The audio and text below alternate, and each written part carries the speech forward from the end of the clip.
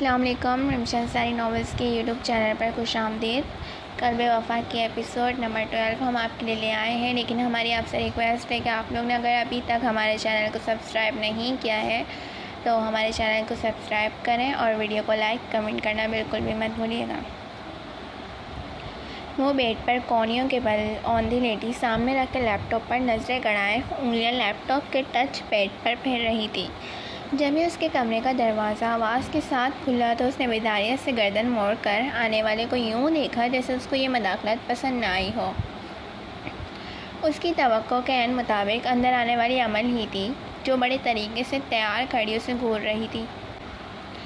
ایزل نے نظر بھر کر اس کو دیکھا جو پیسٹل کلر کا سادہ سا قمیص شلوار پہنے، اپنی حد سے زیادہ سلکی بالوں کی خوبصورت سی فرینچ چوٹی بنائے، میک اپ سے پاک چہرے پر سنہرے فریم کا چشمہ لگائی ہوئی پیاری اور انتہا کی حد تک معصوم لگ رہی تھی.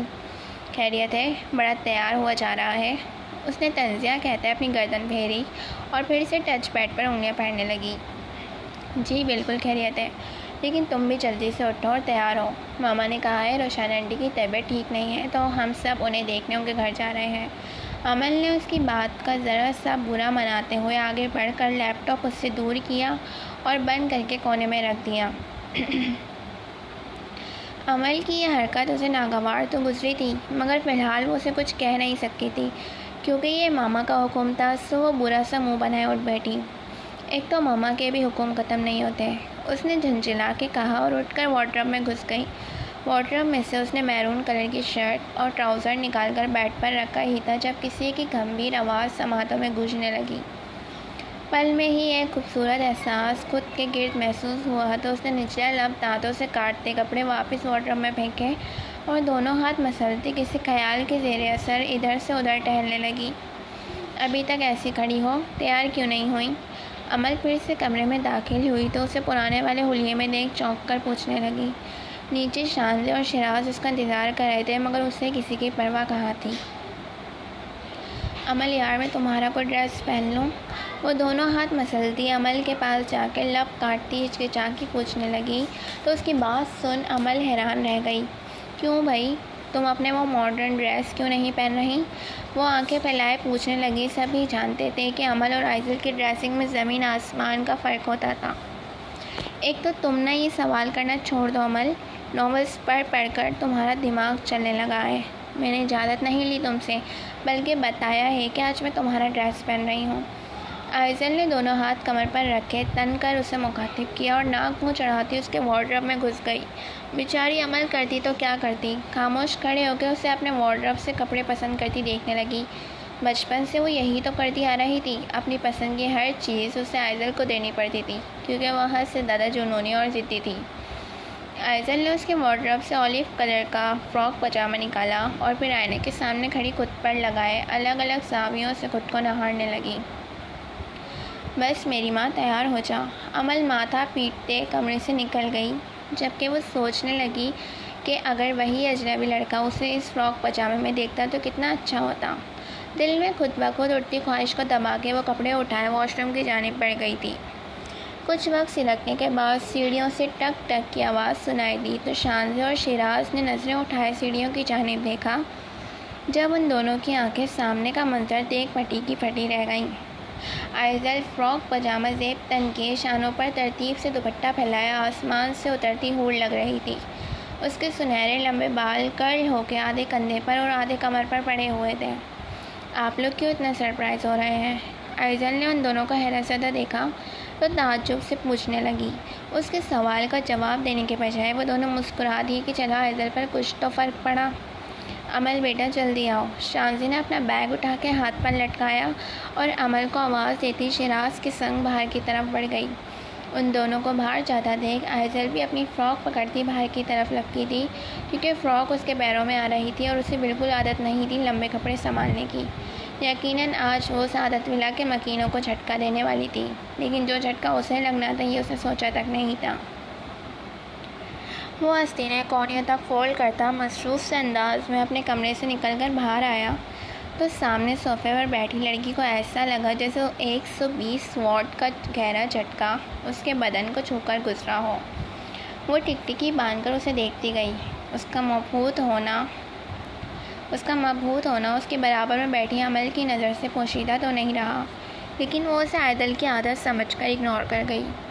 علیزہ بھی ان دونوں کے ساتھ صوفے پر بیٹھی ادھر ادھر کی باتیں کر رہی تھی، مگر اب اس کا دھیان علیزہ سے ہٹ کر تھوڑے فاصلے پر کھڑے شام کی طرف جا لگا تھا، جو کسی کی نظروں کی تپش اور دیوانگی کی انتہا سے بے نیاز اپنی آستینیں فولڈ کرتا اسی طرف آ رہا تھا۔ شان سے روشانی کے ساتھ کچن میں جا کے باتوں کے ساتھ ساتھ کام میں اس کا ہاتھ بٹانے لگی، جبکہ شیراز گپ شپ کی غرض سے شایان کے ساتھ لان میں چائے پیتے واک کر رہا تھا۔ شام کو دیکھ عائزل کی آنکھیں آنسوؤں سے بھرنے لگی تھیں، مگر اس نے خود پر کنٹرول رکھا اور اپنی بگڑتی حالت سنبھالنے لگی۔ شام ان دونوں کی جانب آیا تو صوفے پر اولیو کلر کی فراک پہنی اس لڑکی کو دیکھ چونک گیا جس سے اس کی ملاقات پہلے بھی ہو چکی تھی۔ شام، یہ عمل اور عائزل ہے۔ علیزہ نے شام کے خراب تیور دیکھے تو عمل اور عائزل سے اس کا تعارف کرانے لگی، جبکہ یہ سن کر وہ سرتاپا ہل گیا تھا کہ اس دن جس لڑکی کی اس نے مدد کی تھی وہ اس کی کزن ہی تھی۔ السلام علیکم، کیسے ہو شام؟ شام کو بالکل ساکت کھڑا دیکھ اور عائزل کی خاموشی محسوس کر کے عمل نے خود ہی بولنے میں پہل کی تو عمل کی آواز سن عائزل کو سحر ٹوٹا۔ اسے سمجھ نہیں آ رہا تھا کہ اس موقع پر وہ خوشی کا اظہار کس طرح کرے۔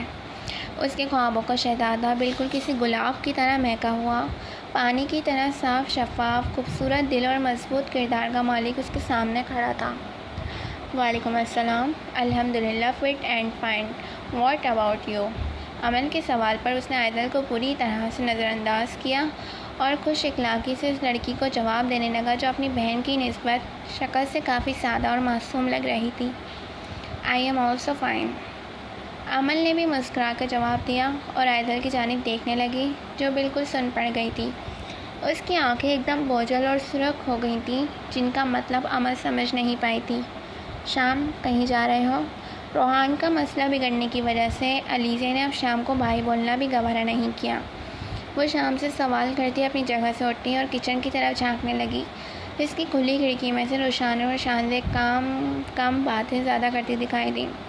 ہاں، ارتضیٰ کی طرف جا رہا ہوں، اس نے پھیکے پن سے جواب دیا اور بھائی کی طرف بڑھنے لگا، جب علیزہ کی آواز سن کر اس کے قدم تھم گئے۔ ہمارے گھر مہمان آئے ہیں اور تم کسی اور کے گھر جا رہے ہو، یہ اچھی بات تو نہیں؟ علیزہ نے ماتھوں پر شکنوں کا جال بچھا استفسار کیا، کیونکہ وہ جانتی تھی شیراز انکل کی فیملی خاص طور پر اس سے ملنے آئی تھی۔ علیزہ کی بات سن وہ کچھ بولتا اس سے پہلے روشانی کچن سے باہر نکل کے آئی تو اس کی تمام تر توجہ اپنی ماں کی جانب چلی گئی۔ میں نے عرش کو فون کر دیا تھا، وہ ارتضیٰ اور التمش کو یہیں بھیج دے گی۔ جانتی ہوں میں میرے بیٹے کا اس کے دوستوں کے بغیر گزارا نہیں، اس لیے وہ لوگ آ جائیں تو تم انہی کے ساتھ کھانا کھا لینا۔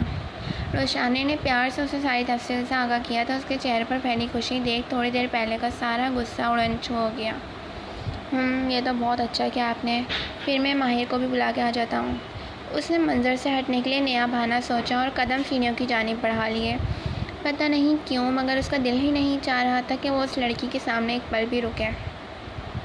ڈارک گرین شرٹ پر بلیک جینز اور بلیک ہی جوتے پہنے وہ اپنے سیاہ سلکی بالوں کو ہاتھ سے سیٹ کرتا اوپر کی طرف بڑھ گیا تھا، جبکہ صوفے پر بیٹھا ساکت وجود اس کی ایک نظر کے لیے تڑپ رہا تھا۔ وہ سیڑھیاں چڑھتا اوپر کی جانب جانے لگا جب جامنی رنگ کے فراک پاجامے میں ملبوس رتبہ نیچے کی جانب آتی دکھائی تھی۔ رتبہ کا یہ خوبصورت روپ دیکھ اس کی دھڑکنیں بے ترتیب ہوئیں تو وہ وہیں رک گیا اور مسکراتے ہوئے رتبہ کو دیکھنے لگا۔ رتبہ عمل اور عائزل سے ملنے نیچے ہی جا رہی تھی جب سیڑھیوں پر شام کھڑا دکھائی دیا۔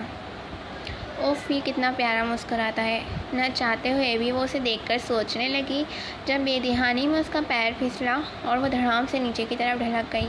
وہ تو شکر تھا کہ شام اس کا راستہ روکے کھڑا تھا، ورنہ وہ بری طرح سے کلابازیاں کھاتی زمین پر گرتی۔ اس وقت وہ زمین پر تو نہیں گری تھی، لیکن اپنے پورے وزن کے ساتھ وہ شام کے ہاتھوں میں جھول گئی۔ خوف کے مارے اس نے اپنی آنکھیں میچی ہوئی تھیں، جسے دیکھ شام اس لڑکی کی معصومیت پر جی جان سے مسکرا اٹھا۔ وہ کچھ پلوں تک میرے حصار میں تھی، یعنی کہ کچھ پلوں تک پوری کائنات میرے ہاتھ میں تھی۔ اس کو اپنے حصار میں لیے شام کا دل کیا کہ وقت یہیں تھم جائے اور وہ کبھی دل سے قریب اس شخص کو خود سے دور نہ جانے دے، جسے دیکھ اس کی دھڑکنیں رقص شروع کر دیتی تھیں۔ میڈم، آپ بچ گئی ہیں، اس نے رتبہ کے کان میں سرگوشی کی اور اسے سیدھا کھڑا کیا۔ جس کے چہرے سے گرنے کا خوف جھلک رہا تھا۔ شام کی بات سن رتبہ نے دھیرے سے آنکھیں کھولیں تو خود کو صحیح سلامت پا کے گہرا سانس فضا میں خارج کیا۔ بہت شکریہ، اگر آپ آج نہ ہوتے تو میں یہاں نہیں ہوتی۔ وہ اپنا دوپٹہ درست کرتی شام کا شکریہ ادا کرتی نیچے اترنے لگی، جب شام نے اس کا دوپٹہ پکڑ کر اسے روک لیا۔ اسے شام سے ایسی امید تو نہ تھی، جب بھی اس کے اوپر کی سانس اوپر اور نیچے کی سانس نیچے رہ گئی۔ اوپر سے شام کے مہنگے پرفیوم کی تیز خوشبو اسے اب اپنے پاس سے آتی محسوس ہو رہی تھی۔ ڈر کے مارے اس کے ماتھے پر پسینہ چمکنے لگا۔ دیکھیں، میں جان بوجھ کے نہیں گری تھی آپ پر، اس نے معصوم سی صورت بنا کے اپنا رخ اس کی جانب کیے دھیرے سے کہا تو دیکھا اس کا دوپٹہ شام کی گھڑی میں پھنس گیا تھا۔ شام اپنی گھڑی پکڑا رتبہ کا دوپٹہ نکالنے کی کوشش کر رہا تھا، جو پھٹے بغیر نکالنا اب ناممکن سا لگ رہا تھا۔ اپنی گھٹیا سوچ پر اس نے خود کی عقل پر ماتم کیا اور زور سے اپنا دوپٹہ کھینچا، جب کنارے پر سے دوپٹہ پھٹ کر اس کے ہاتھ میں آ گیا۔ اس کا دوپٹہ پھٹتا دیکھ شام کا منہ کھلا کا کھلا رہ گیا۔ کوئی بات نہیں، رتبہ نے زبردستی مسکرا کے اپنے دوپٹے کو دیکھا اور شام کو مطمئن کرتے تیزی سے نیچے کی طرف بھاگ گئی۔ پیچھے وہ اس کی معصومیت دیکھ مبہم سا مسکرا دیا۔ جاری ہے۔ سو گائز، امید کرتی ہوں کہ آپ لوگوں کو یہ چھوٹی سی ایپیسوڈ پسند آئی ہوگی۔ اگر اس ایپیسوڈ پہ رسپانس اچھا ملا، آپ لوگوں نے لائک کیا اور کمنٹ کیا، تو انشاءاللہ تعالی کل تک ایپیسوڈ نمبر 13 بھی یوٹیوب چینل پر اپلوڈ ہو جائے گی۔ تو ہمیں سپورٹ کرنا بالکل بھی مت بھولیں، اور اگر آپ لوگ نے ابھی تک چینل کو سبسکرائب نہیں کیا ہے تو چینل کو سبسکرائب کر دیں۔ پھر ملتے ہیں نیکسٹ ایپیسوڈ کے ساتھ، جب تک کے لیے اللہ حافظ۔